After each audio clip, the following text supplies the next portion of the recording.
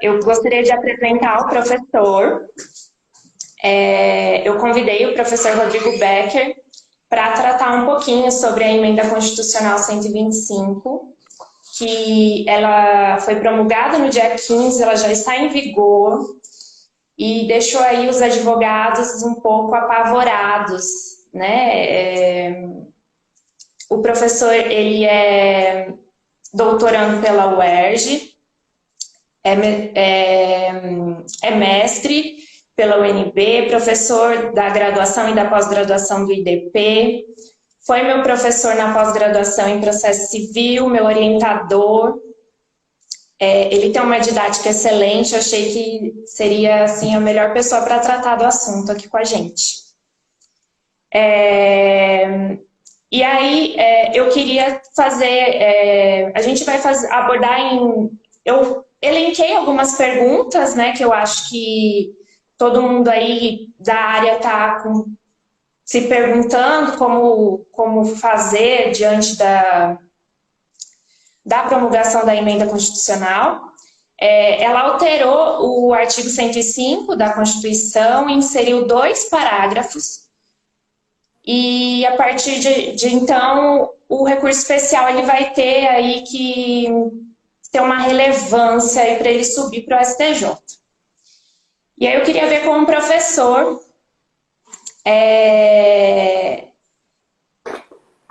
o que a gente já pode esperar, o que a gente já deve fazer nos recursos especiais, porque a emenda constitucional ela cita que deverá ter uma regulamentação nos termos da lei.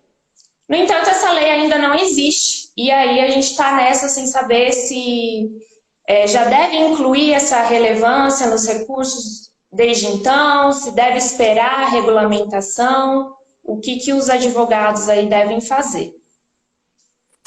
Muito bem, obrigado, boa noite a todos, boa noite, Maiara, obrigado pelo convite. Está dando para ouvir, Maiara, ou está baixo?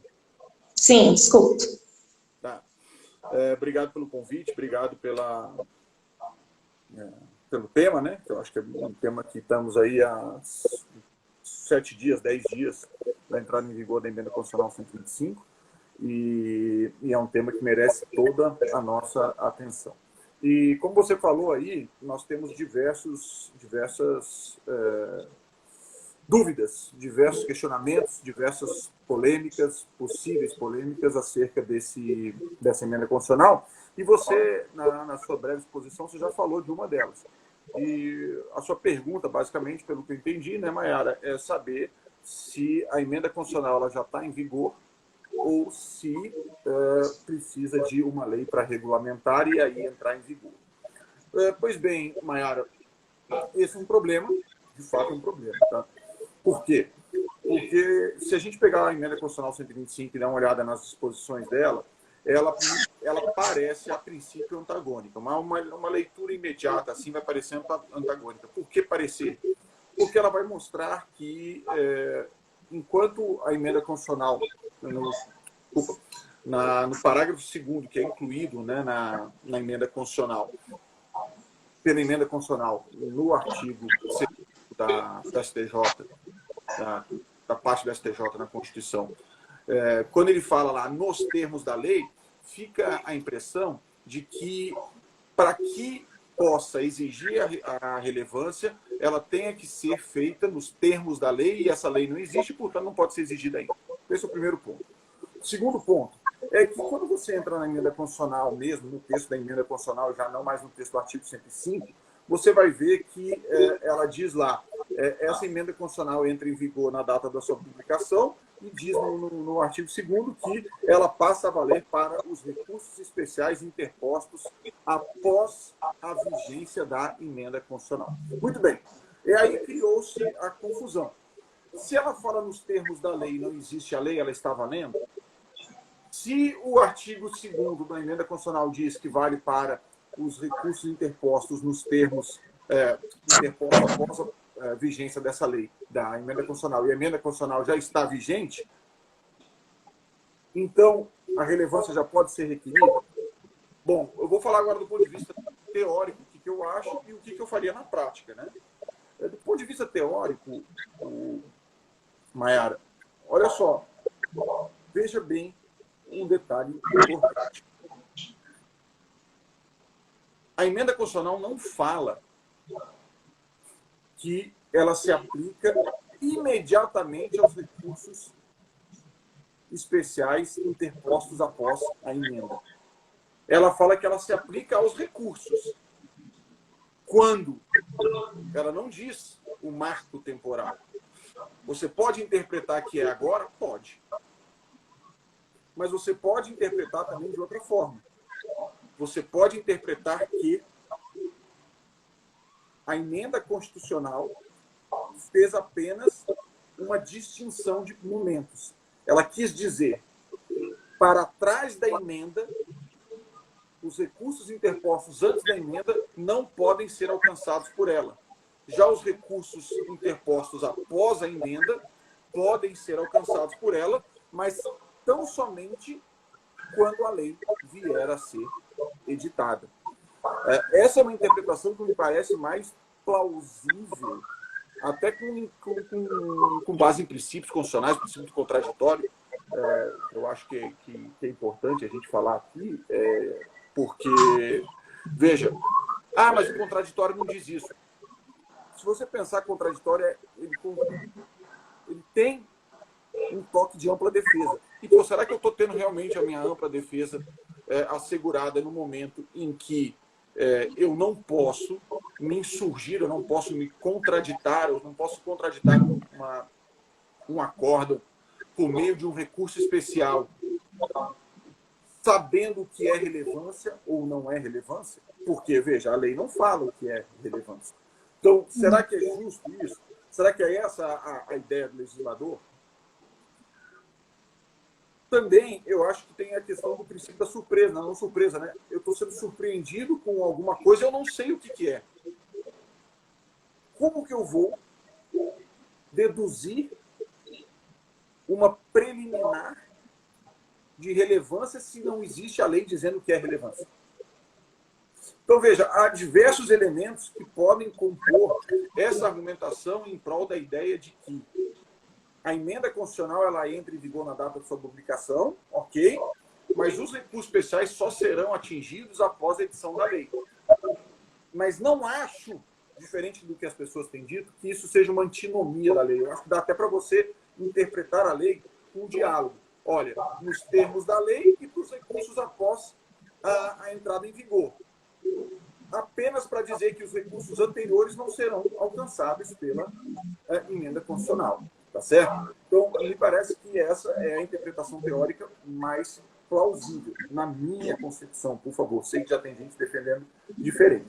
Agora, veja bem, se eu fosse um advogado com um recurso especial agora, eu faria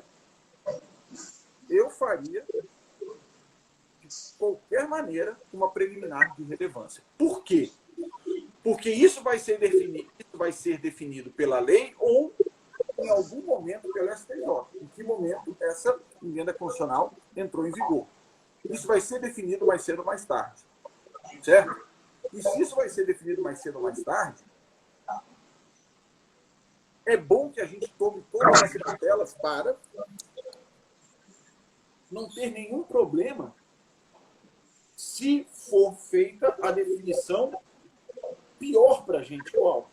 A de que a emenda constitucional entrou em vigor na data da sua publicação e alcança todos os recursos especiais interpostos após a sua publicação, independentemente da lei. E se vier essa interpretação, ótimo, que venha, mas eu já fiz a minha relevância.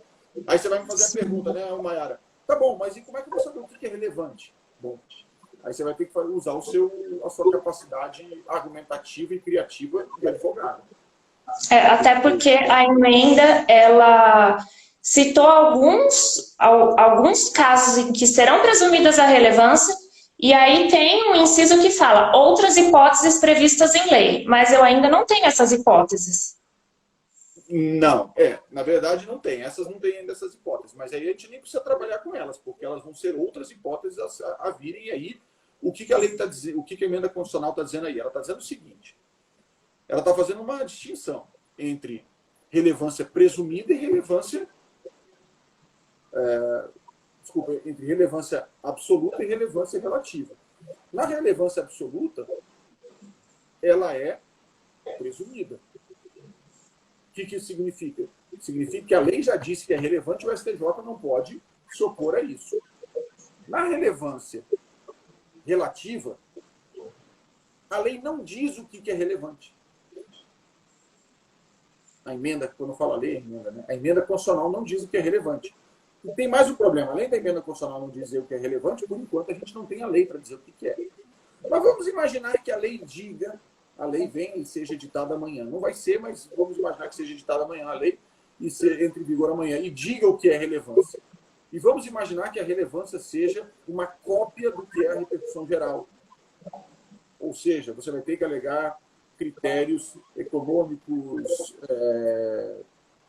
repercussão econômica, repercussão jurídica, repercussão social da controvérsia posta no recurso. Vamos imaginar que seja isso. Então, você teria que, nesse caso, deduzir as suas razões acerca da relevância em um tópico específico, que me parece que tem que ser o primeiro tópico do seu recurso. E, por outro lado, se for um caso de relevância presumida absoluta que o STJ não pode afastar, você terá que fazer apenas uma breve menção ao fato de que, olha, o meu recurso trata do tema tal que já é relevante por si só, de acordo com a emenda constitucional.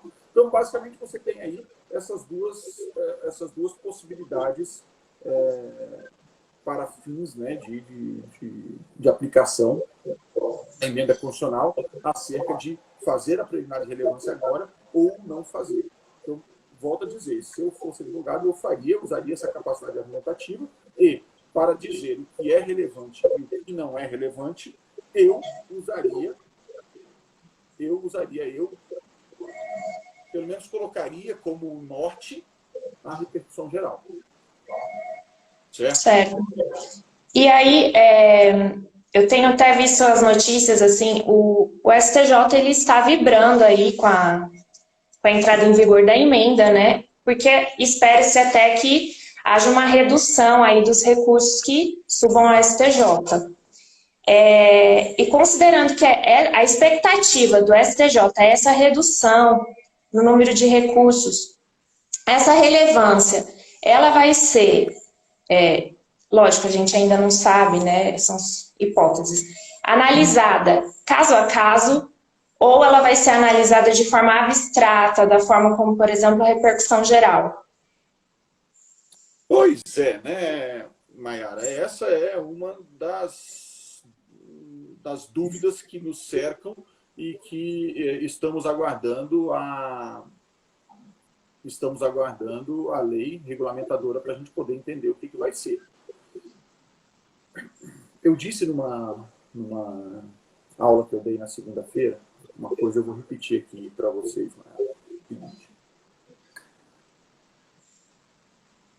A gente não tem como saber ainda. Mas o objetivo do STJ é reduzir recursos, reduzir esse número excessivo de recursos que chegam e que, de alguma maneira, eles acabam abarrotando o trabalho do STJ, e a gente sabe que isso acontece mesmo.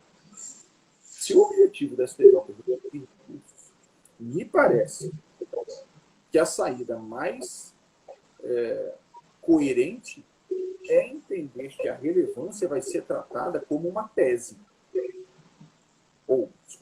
A relevância vai ser tratada em cima da tese.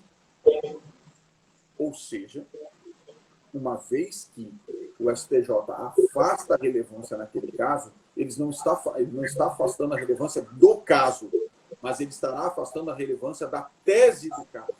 De modo que, uma vez que ele afastou essa relevância, ele pode aplicar esse afastamento de relevância para outros casos com tese semelhante, bem como poderia os presidentes ou vice-presidentes dos tribunais inadmitirem recursos especiais com base nessa decisão de ausência de relevância pretérita e nenhum recurso.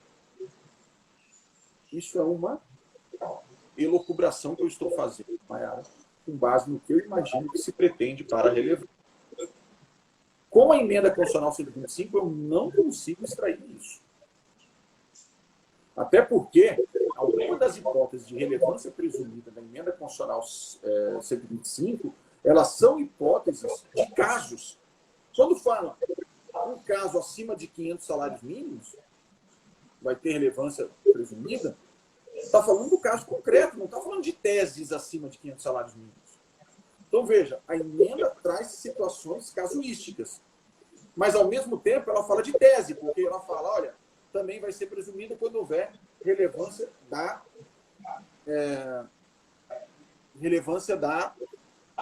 questão de ela contrariar a jurisprudência dominante. Ora, jurisprudência dominante não é casuística, jurisprudência dominante é uma tese. Então, vejam, a emenda constitucional nos dá norte para os dois lados, mas se a gente for coerente com a pretensão da STJ, eu imagino que o objetivo seja considerar que a relevância vai ser analisada da tese posta no recurso e não do caso concreto do recurso. Até porque, senão, o STJ não vai nem alcançar o objetivo dele, que é a redução do número de recursos, né? Se for ficar analisando caso a caso, não se atinge o objetivo. Exatamente, é por aí que eu acho. Certo. E aí, nesse caso, o tribunal de origem, o presidente, ele fará a apreciação, né? A relevância, ela vai ser analisada antes dos outros requisitos de admissibilidade? Mayara, antes de eu responder essa pergunta, eu preciso fazer só um disclaimer aqui, uma observação. Por enquanto, com o texto da emenda constitucional 125, nós não conseguimos extrair essa autorização para os presidentes inadmitirem recurso com base em relevâncias previamente decididas. Tá? Sim. Isso é importante. Mas eu imagino que isso vai acontecer porque seria mais ou menos o que acontece com a repercussão geral. Então, não teria muito sentido você instituir uma relevância, claro que não é repercussão geral, mas que a ideia no macro é ser uma repercussão geral, não teria muito sentido você instituir essa relevância se você não pudesse fazer com que ela seja aplicada da mesma maneira que a repercussão geral. Então, imaginando que isso vai acontecer, que vai haver essa autorização, Mayara, eu penso que sim, os presidentes e os vice-presidentes, ao analisarem a admissibilidade do recurso, antes de mais nada, eles têm que saber se aquilo já passou pelo filtro da relevância ou não. Se já tiver passado pelo filtro da relevância lá na STJ, uma tese semelhante, antes de mais nada, eles vão dizer isso aqui nem relevante é, então nem continuo para analisar o resto. Certo? Agora, se ele falar isso aqui já foi decidido como relevante, aí ele vai ter que passar a analisar os demais pontos, né, do recurso especial, iniciando pelas questões de admissibilidade que a gente já conhece, que eles fazem aí nos seus recursos, tá bom? Certo. E dentre as hipóteses, né, dessa relevância presumida, tem a questão da jurisprudência dominante, né? Essa jurisprudência dominante seria o quê? Eu poderia considerar só os recursos decididos em repetitivo ou uma posição majoritária de turma? Como que a gente vai interpretar isso? Pois é, outra pergunta do milhão, né, Mayara? Todos os advogados estão fazendo essa pergunta. Hoje mesmo, uma colega advogada me fez essa pergunta e eu fiz uma brincadeira. Eu falei, olha, a jurisprudência dominante é aquela que te domina por completo. Arrasa o você acredita nela. Exatamente, arrasa o seu coração e você passa a ficar apaixonado por aquela jurisprudência. Hoje é assim que você vai ter que interpretar. É uma jurisprudência que te domina. Agora, brincadeiras à parte, essa expressão jurisprudência dominante, ela foi retirada do Código de 2015 para recursos, né, especiais que a gente tinha antigamente, ela está ali ainda em dois ou três, ela está ali ainda em duas, três passagens, mas não está como estava antes no Código de 1973. E a jurisprudência dominante, Mayara, é difícil dizer o que é, o que eles quiseram dizer com isso. Eu imagino que a lei regulamentadora vai trazer alguma coisa nesse sentido, mas não me parece que haja aí hoje uma definição do que seja. O que é jurisprudência dominante? Vou te dar 3 exemplos do que pode ser jurisprudência dominante. Apenas as súmulas. As súmulas e os recursos repetitivos, como você falou. Os súmulas, recursos repetitivos e acórdãos reiteradamente julgados naquele sentido pelo STJ. Muito bem. E o que é reiteradamente? Mais de 5 vezes? Mais de 6 vezes? O que é? A gente precisa entender o que é reiteradamente. Ou seja, precisamos saber o que é jurisprudência dominante. E, a princípio, nós não sabemos o que é. Então, eu tendo a dizer que uma forma hoje de se entender essa ideia de dominante é algo que domina, de fato, ou seja, que produz efeitos dominadores, que produz efeitos que possam consolidar o entendimento dentro do tribunal de forma até a vincular outros tribunais ou outras ou as próprias turmas do próprio tribunal. Muito embora eu seja um crítico da expressão vinculante para recurso especial repetitivo, eu te digo uma coisa, Mayara. Me parece que dominante, por enquanto, teria que ser considerado as súmulas dos recursos especiais repetitivos. Pode ser que venha uma outra ideia, que eles digam alguma outra coisa, pode vir. Pode vir. Mas não me parece que você vai conseguir um critério uniforme fora desses 2 casos, de recurso especial repetitivo e súmula. Vou te dizer por quê. Porque qual outro critério vai se afastar da subjetividade e você vai ter objetivamente falando que é dominante? 10 recursos, a menos que eles digam. Quando houver 10 em um sentido. Mas se houver no sentido contrário, é dominante? É porque 10 domina 1. Ok. 5 domina 1, 3 domina 1. É uma questão de matemática. Mas aí vai ter que ficar na questão subjetiva para definir o que é dominante ou não. Perigoso, né? Porque aí uma turma pode analisar a relevância com base na jurisprudência dominante a partir de um parâmetro, ou seja, nós entendemos que aqui é jurisprudência dominante, portanto, o recurso especial ele tem relevância presumida, e a outra turma, ao analisar um outro recurso especial sobre o mesmo tema, entende que não há jurisprudência dominante porque há alguns acordos em sentido contrário, ainda que esparsos, e, portanto, essa relevância não é presumida, e, portanto, eles vão analisar a relevância naquela situação. Entendeu? É difícil, a menos que se estabeleçam critérios objetivos. E, para mim, os critérios objetivos, somente se houver esses critérios a partir de ideias que já são construídas e impostas por lei. Súmula, recurso especial repetitivo, quem sabe, incidente de assunção de competência também. Certo. E também tem lá nas hipóteses de relevância presumida a questão do valor da causa de 500 salários mínimos, né? Nesse caso, se for uma ação com uma condenação, o valor de causa menor, mas uma condenação que atingiu aí mais de 500 salários mínimos, eu poderia incluir aí como relevância presumida?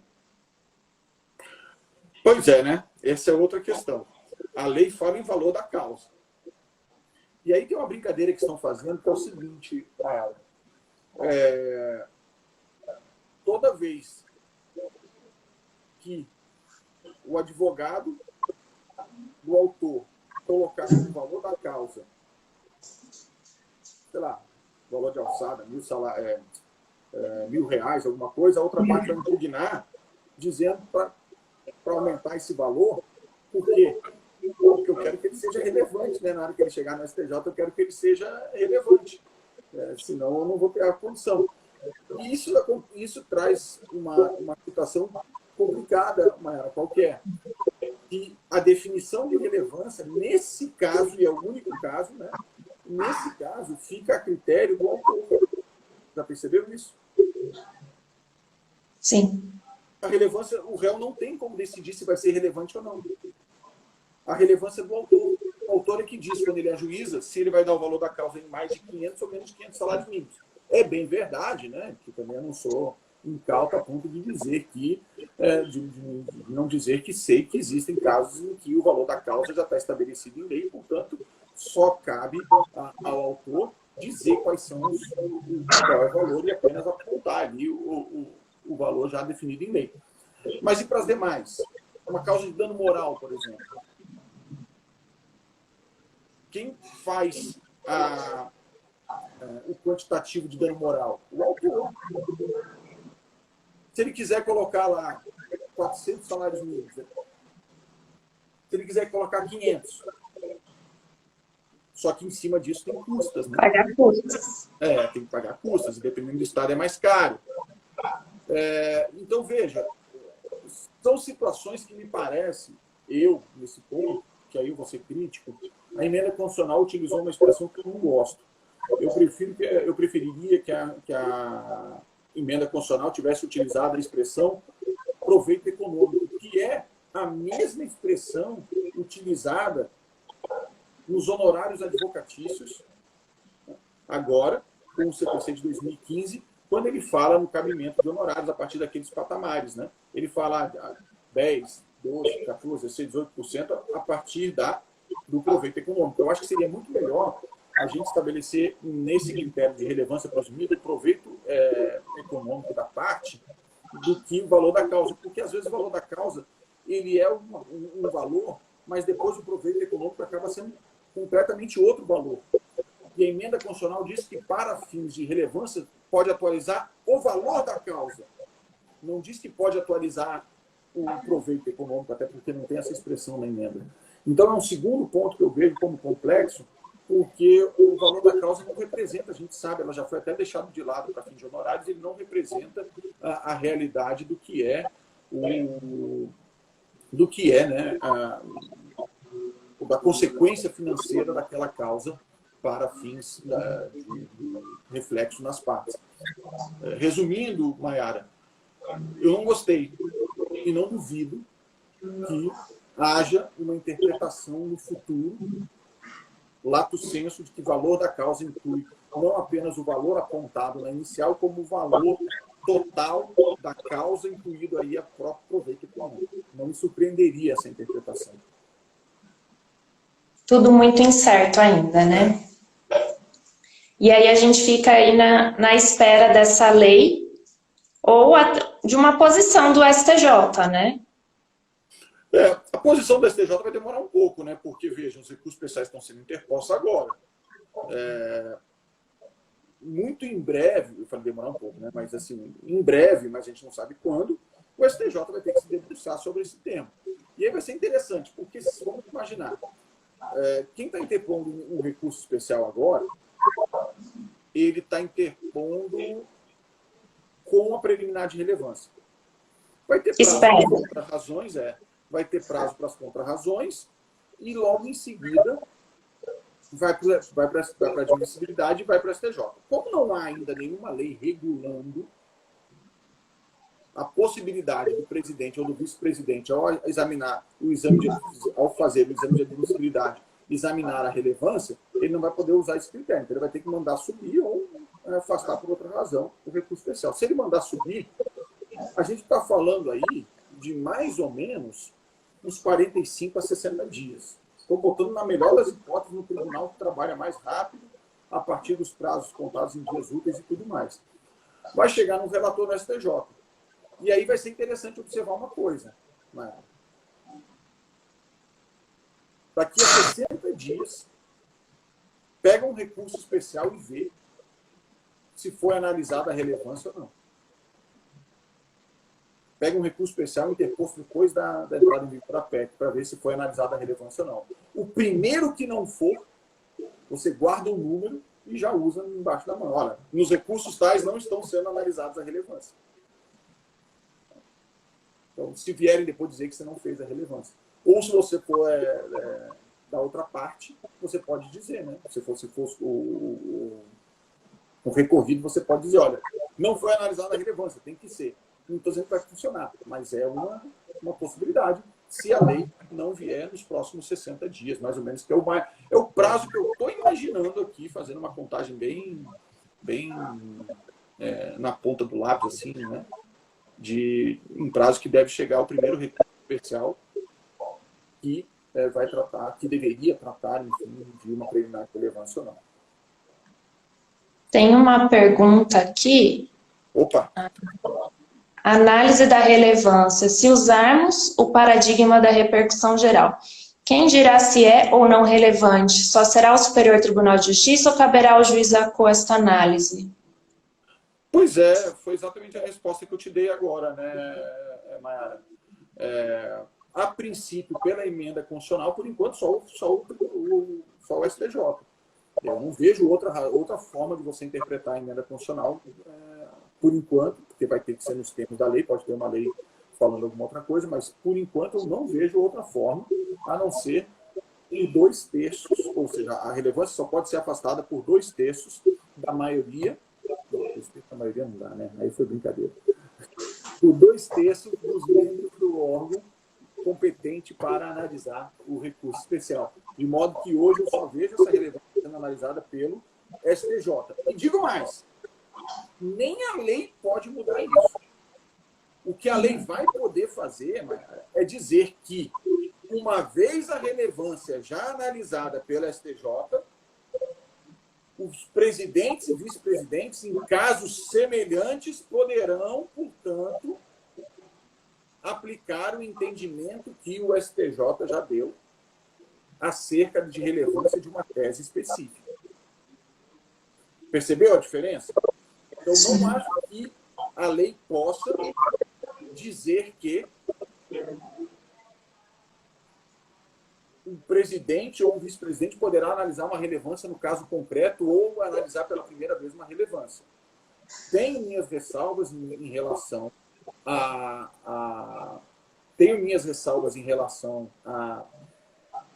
regulamentação feita pelo Supremo Tribunal Federal em relação a isso. Tá? Ressalva que eu tenho. Acho que o Supremo fez uma regulamentação além do que prevê a Constituição, porque a Constituição, tanto na repercussão geral quanto na relevância, diz quem vai analisar é o STJ. O Supremo admite que, no caso concreto, os relatores afastem a repercussão geral e disso cabe um recurso que aí sim vai ser analisado. Não me parece que a Constituição deu essa autorização. Mas, foi feita a regulamentação assim. Para o STJ, a emenda constitucional diz que quem vai analisar a relevância são os membros do órgão, do tribunal, competente para analisar o recurso especial. E ela só pode ser afastada por 2/3. O que pode acontecer, eu repito, Mayara, é importante dizer, é a lei dizer que, uma vez a relevância de determinada tese, uma vez que a relevância de determinada tese seja fixada, seja pela relevância, seja pela não relevância, aquela tese, se vier apresentada em outros recursos posteriormente, poderá ser ou poderá ter a sua relevância analisada pelo presidente ou pelo presidente do tribunal ao exercerem o exame do juiz de admissibilidade, não porque eles estão analisando a tese pela primeira vez, mas porque eles estão aplicando uma decisão já feita pelo STJ dentro da sua competência. Então, isso é importante que a gente faça essa distinção. Mas veja, o legislador pode dizer o contrário. Né? Aí vai caber a aderir. Mas, por enquanto, não me parece que haja possibilidade. Muito esclarecedor, professor. Então, a gente fica aí no aguardo dessa lei. Vamos pensar aí em preparar os nossos recursos já com essa preliminar de relevância, vamos lutar aí para defender as nossas relevâncias, né? Acho que o STJ vai ter o posicionamento, mas para os advogados toda causa é relevante, né? Sim. Então vamos ter que aí defender as nossas relevâncias. E eu agradeço. Para a parte, então, nem se fala, né? Porque aquela causa da porque eu vou dizer o que é para o cliente, a hora que ele ligar e falar assim, doutora, e meu recurso? Não posso, não tem relevância? Pois é. Inclusive, uma coisa importante, Mara, se me permite falar aqui, algumas pessoas estão dizendo que os recursos especiais que vão subir agora são só aqueles que já têm relevância presumida. Bom, não é isso que diz a emenda constitucional. A emenda constitucional diz o seguinte: todo recurso especial é relevante. Isso é uma premissa da emenda constitucional. A diferença é que alguns recursos especiais eles são relevantes e ninguém pode dizer que não são. E outros recursos especiais são relevantes, mas o STJ pode dizer que naquele caso ali não são relevantes. Por que eu estou falando isso? Porque o texto da emenda fala em o STJ poderá afastar a relevância. Você só afasta de algo que existe. Sim. Quando você se afasta de uma pessoa, porque você estava perto da pessoa, porque a pessoa estava próximo de você. Porque você tinha relação com a relevância. Se você está se afastando, é porque aquilo já existia. Então, na verdade, a relevância existe. Certo? Agora, o que a emenda constitucional disse foi, o STJ pode afastá-la. E o quórum para isso é de 2/3. Dos 2/3 dos membros do órgão competente para julgamento. Uma coisa importante, para afastar são 2/3. E lembrando, os 2/3 são arredondados para cima e não para baixo. Certo? Então, numa turma de 5, quanto é 2/3 de 5? Se você pegar 2 é 5, 10 dividido por 3, 3,33. Então, com 3 só você não atinge 2/3. Para atingir 2/3, você vai precisar de 4. Significa que um apenas pode dizer que a causa é relevante. E aí já vai ter, ou seja, aí já não vai ter como afastar a relevância. Então é interessante esse ponto. Veja, você precisa na turma, você precisa de um único ministro dizendo que acha ele relevante. Os outros 4 teriam que ter o contrário para poder afastar. Então veja, você precisa de 4 pessoas. 4 pessoas para poder dizer, olha, é irrelevante. Então é um número alto, basicamente quase todos, né, para dizer que é irrelevante. Que bom, né? Tomara que a gente consiga esse voto divergente aí para manter a relevância. Você vai ter que trabalhar 2 votos na turma, né, para que você não tenha os 4 no sentido contrário, né? Então, bom, enfim, é uma luta aí que vai ter que ser feita, mas o que eu quero dizer com isso é que as relevâncias não são presumidas. Desculpa, o recurso especial não chega irrelevante. E aí você precisa de 4 votos para apontar a relevância. É o contrário. O recurso especial chega relevante e precisa de 4 votos para apontar a irrelevância. Ao contrário, a ideia tem que ser pensada de forma contrária. Diferente do que estão dizendo aí na internet. Agora, nenhum recurso especial vai ser... desculpa, só os recursos especiais que são relevantes é que vão, porque os outros o STJ nunca vai dizer que é relevante. Veja, o STJ tem que dizer que ele não é relevante. É o contrário. O STJ precisa de 4 ministros numa turma de 5 para dizer que ele não é relevante. Legal. Certo? Bom, eu acho que essas eram as dúvidas que eu separei, né? Certamente tem muita gente aí com outras dúvidas, mas espero que com essa live a gente tenha conseguido trazer aí algumas respostas. Eu agradeço a participação do professor, a disponibilidade. Eu fiquei muito feliz do professor ter aceitado o meu convite. Eu sou uma grande admiradora do professor, eu sigo o professor nas redes sociais. Inclusive o professor tem livros publicados, se quiser divulgar os seus livros, fica à vontade. Tenho, Mayara, tenho. O principal deles é o Manual do Processo de Execução, que está na 2ª edição e que trata de toda a execução, tanto do título judicial quanto do título extrajudicial, pela Juspodium. Quem quiser, fica aí o convite para conhecer a obra. Fica a dica. Fica a dica.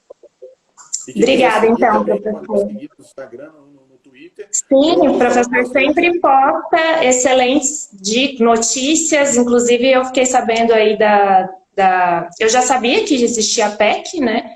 Mas eu não sabia que estava para ser votada, e aí eu vi na página do professor. Que bom, muito importante. Fico feliz. Quem quiser seguir, eu estou sempre falando lá de processo civil, de outros temas, lá pelo Instagram, aqui pelo Instagram, né? E lá pelo Twitter. Tá certo. Obrigada, então, professor.